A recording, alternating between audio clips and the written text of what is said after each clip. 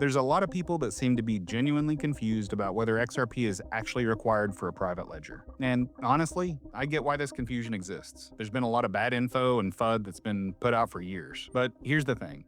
Whenever people debate on this, most of them are talking past each other because they don't really understand the fundamental difference between requiring XRP and benefiting from XRP. And so I'll tell you that everything you've heard about XRP and private ledgers is probably only half the story. We'll walk through exactly how private ledgers work, why institutions might choose to use them, and most importantly, the real relationship between XRP and these private ledgers. But first, I need to clear up some massive misconceptions that are floating around the crypto community. I've spent a long time digging into Ripple's technical documentation, analyzing real-world implementations, and speaking with people that are actually involved in these systems. And so by the end of this video, you'll understand why the question, do we need XRP to use private ledgers, is actually wrong. But more importantly, you're going to know what questions you need to be asking instead. So let's start with the basics.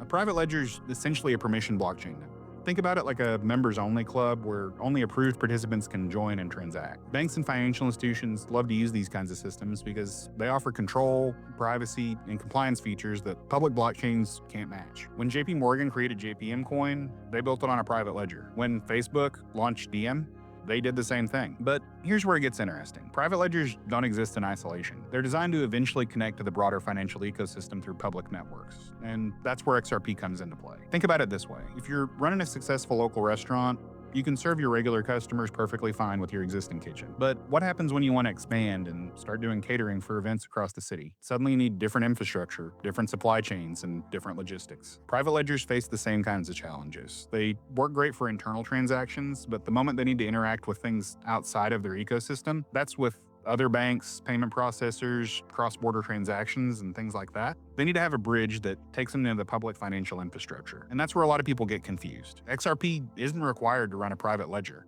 but tying into the public XRP ledger and making use of XRP makes private ledgers exponentially more useful. Let me give you another example. So banks could absolutely run their own private ledgers using their own internal token for domestic transactions. And they don't need XRP for that at all. But the moment that they want to send money to another financial institution overseas, they're facing the same kind of old problems that XRP was designed to solve. Slow settlement times, high fees, and multiple intermediary banks. Instead of using the traditional correspondent banking system, which can take days and rack up a lot of fees, they can connect their private ledger to the XRP ledger mainnet. And suddenly their internal system can tap into XRP's liquidity for instant cross-border settlement. But it gets even more sophisticated than that. And some institutions are using what's called wrapped tokens, where they're essentially creating a digital representation of their assets on the public XRP ledger, while keeping their original assets secure in their private system. When institutions connect private ledgers to public networks, they're not just flipping a switch, they're creating a sophisticated bridge between different financial ecosystems. Major financial institutions are already preparing to roll out these kinds of systems today, and things like central bank digital currencies, or CBDCs, are being developed by over 100 countries, and many of them are exploring exactly these kinds of hybrid public-private architectures. So what's actually coming next?